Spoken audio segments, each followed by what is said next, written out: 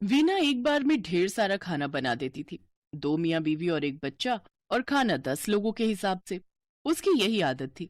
अगर एक कटोरी दाल पूरी हो सकती है तो वो 4 कटोरी बना देती थी, और उसके बाद जब खाना बच जाता तो अपने पति राजेश के डर से वो इतना बचा हुआ बासी खाना देखकर डांट ना लगाएं, वो अपनी काम वाली मालती को दे देती थी।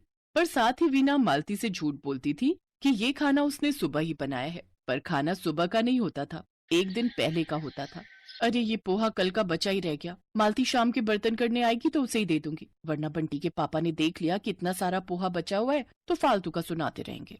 वीना ने पोहा डिब्बे में डालकर रख दिया और शाम को जब मालती काम पर आई तो उसे दे दिया। भाभी काम हो गया, मैं जाऊं? हाँ हाँ अच्छा रुक, वो सुबह तो तू चली गई थी, मैंने इतना सारा पोहा बनाया था, यहाँ तो कोई नहीं खाएगा, अब रात की रोटी ही बनेगी, तू लेती जा, बहुत बढ़िया बना था, रुक मैं देती हूँ। भाभी सुबह का ही है ना? अरे तो और क्या, मैं तुझे बासी थोड़ी दूंगी, सुबह ही तो बनाया था, ये ले पकड़, और हाँ डिब्बा कल वापस लेते आइयो, तुझे पता है ये डिब्बा मैंने तेरा ही बनाया हुआ है, इसमें तुझे ही सामान देती हूँ। मालती पोहा लेकर घर आ गई, पर जैसे ही उसने डिब्बे को खोला उसने अपनी नाक बंद कर ली। ये पोहा तो बदबू मार रहा है, इसका मतलब भाभी ने मुझे बासी पोहा दे दिया। बच्चों ये मत खाओ, ये खराब हो चुका है, मैं तुम्हारे लिए रोटी सेक देती हूँ। मालती, तेरी मालकिन कैसी है? उन्होंने तुझे खराब खाना दे दिया और झूठ बोल दिया कि ये सुबह का खाना है। हो सकता है उन्होंने जानबूझकर ऐसा ना किया हो, गलती से दे दिया होगा, कोई बात नहीं, हमने खाया नहीं, ये बात सही रही, नहीं तो बच्चे बीमार पड़ जाते। अगले दिन वीना ढेर सारी खीर मालती को देने लगी।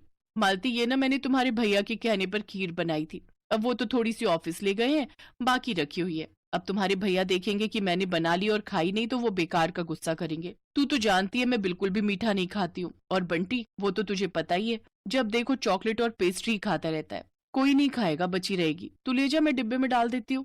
वीना डिब्बे में खीर भरने लगी तो मालती के मन में फिर से वहम आया, तो उसने पिछले दिन के पोहे वाली बात उसे कही। भाभी जो कल आपने पोहा दिया था ना, वो तो खराब हो गया था, किसी ने भी नहीं खाया, उसमें से बहुत बदबू आ रही थी। अच्छा पता नहीं, बनाया तो ताजा ही था सुबह, चल कोई नहीं, ये खीर तो ताजी है, सुबह सुबह ही बनाई है, लेती जा। वीना ने मालती से झूठ बोला था, वो खीर 3 दिन पुरानी फ्रिज में रखी थी। वीना ने सुबह की बोलकर मालती को दे दी। मालती जब खीर लेकर घर आई तो खीर देखकर उसे बहुत बुरा लगा। अरे मालती, तू मालकिन को साफ साफ मना कर दे, तुझे झूठ बोलकर बासी खाना ना दिया करे। हम भले ही गरीब हैं, रूखी सूखी खा लें, नमक से रोटी खा लें, पर ऐसा खराब भोजन नहीं खाते। अब तू बिल्कुल मना कर देना, ऐसे वो हमें डिब्बे में भरकर दे देती है और हम फेंक देते हैं। ऐसे अनाज का अपमान होता है। तुम ठीक कह रहे हो, अब मना कर दूंगी। अगले दिन वीना मालती को फिर कुछ बासी देने लगी तो मालती ने साफ मना कर। मालकिन मेरे घर ना आज पहले ही बहुत सारा सुबह का खाना बचा हुआ है, अगर मैं ले गई और किसी ने नहीं खाया तो अनाज का अपमान होगा, इसलिए आज रहने दो, फिर कभी ले जाऊंगी। तेरी मर्जी, इतने बढ़िया बर्गर बनाए थे सुबह नाश्ते में, तू मना कर रही है। तुझे पता भी है तेरे बच्चों को बर्गर खाने के लिए नहीं मिलते, मैंने तो सुबह ताजा बर्गर बनाए थे घर पर, मुझे लगा मैं ज्यादा बना देती हूँ और तेरे बच्चे भी खा लेंगे। मैं तो शाम का इंतजार कर रही थी कि तू शाम के बर्तन करने आएगी तो तुझे माइक्रोवेव में गर्म करके दे दूंगी। अब तेरी मर्जी है, तू नहीं ले जा रही तो। वीना ने बर्गर माइक्रोवेव में ही रखे रहने दिए। मालती उस दिन मना कर चुकी थी। वीना माइक्रोवेव से बर्गर निकालना भूल गई। अगले दिन तक बर्गर माइक्रोवेव में ही रखे रहे। मालती उस दिन सुबह का काम करके घर चली गई। दोपहर के समय बंटी स्कूल से आया तो उसने माइक्रोवेव में बर्गर देखे। वीना कमरे में बैठी थी। बंटी ने आधा बर्गर खा लिया था, पर बर्गर पूरी तरह से खराब हो चुका था। बर्गर खाते खाते बंटी को कुछ बदबू आई। वो उल्टी सा मुंह बनाकर कमरे में गया और वीना से बोला, मम्मी, मैंने बर्गर खाया है, पर बर्गर अच्छा नहीं है, मुझे उल्टी आ रही है, बहुत बदबू आ रही है इस बर्गर में से। ये बर्गर कहाँ से मंगवाए थे मम्मी? बर्गर? मैंने तो आज कोई बर्गर नहीं मंगवाए, ना ही घर पर बनाए हैं, तूने ये कहाँ से उठाया? मम्मी, ये जो माइक्रोवेव में रखा है उसमें और भी बर्गर रखे हैं, मुझे लगा कि आपने मेरे लिए मंगवाए हैं, मैंने तो आधा खा भी लिया। बेटा ये बर्गर 3 दिन पुराने हैं, ये तुमने कैसे खा लिया? मुझे याद क्यों नहीं रहा, मैंने माइक्रोवेव में रख दिए थे। मालती ले नहीं गई थी और मैं भूल गई, अब क्या करूं? अरे क्या हुआ बंटी? तभी राजेश ऑफिस से आ जाता है, उसे सारी बात पता चलती है।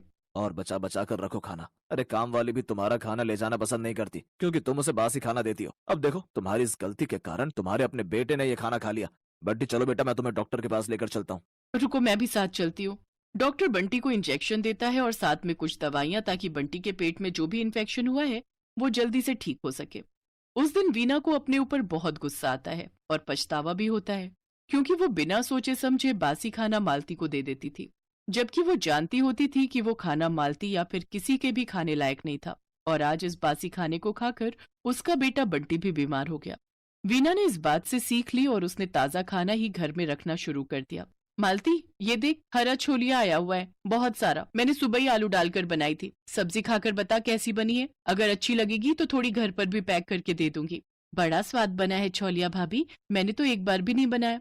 बस कुछ ही दिन तो आता है, होली के बाद तो पक जाता है। अभी इसकी सब्जी स्वाद बनती है। ये ले, मैंने डिब्बे में पैक कर दिया है, घर पर सबको खिला देना। मालती भी बहुत खुश थी कि अब उसे वीना ने बासी खाना देना बंद कर दिया। अब जब भी वीना उसे कुछ खाने का देती तो वो खुशी खुशी घर ले जाती, और अब वो खाना बासी नहीं होता था, बल्कि सुबह का खाना होता था, ताजा बना।